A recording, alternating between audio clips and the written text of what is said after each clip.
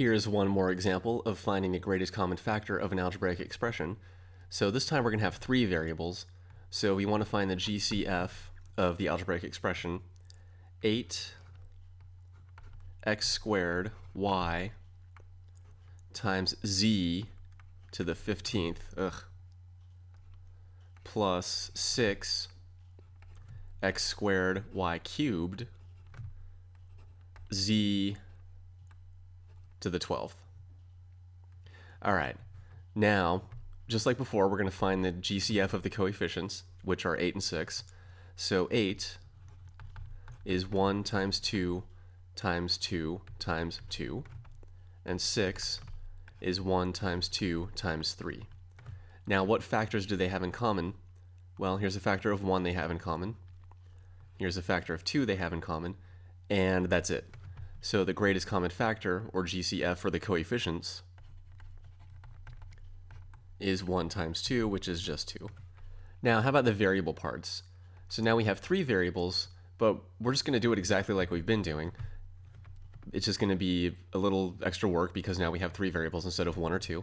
So x squared times y times z to the 15th, and we also have x squared times y cubed times z to the 12th.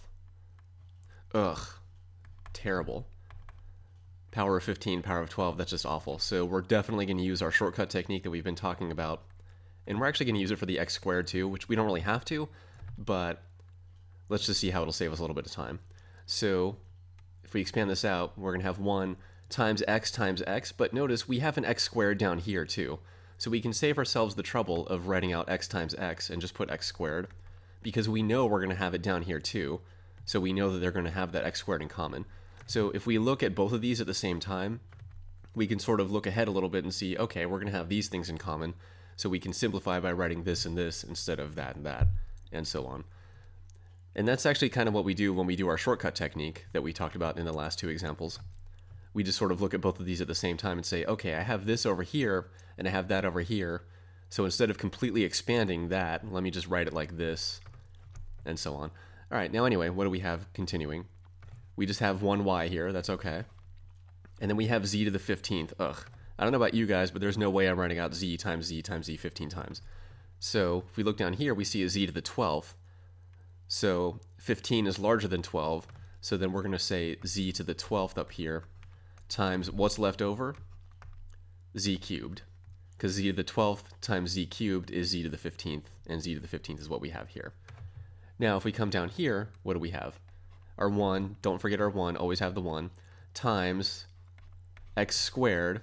And again, we could have just put x times x and x times x down here, but we're just going to save ourselves that trouble since we have x squared on both of these.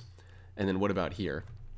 Well, now we have a y cubed, so let's just write y times y times y.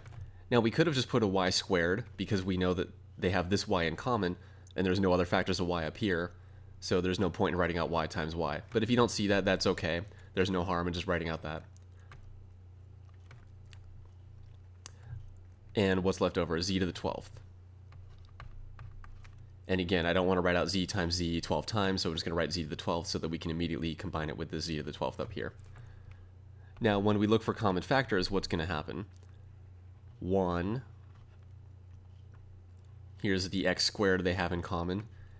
Here's a factor of y they have in common. And we have our y squared left over down here. But whatever, there's no factors of y left up here, so nothing else in common with the y's. Now, what about the z's?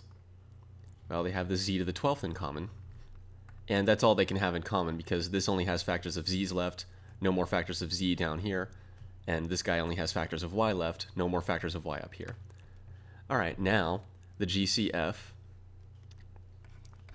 or greatest common factor of the variable part, is 1 times that x squared they have in common, times the y they have in common, times the z to the 12th they have in common, which is just x squared y times z to the 12th.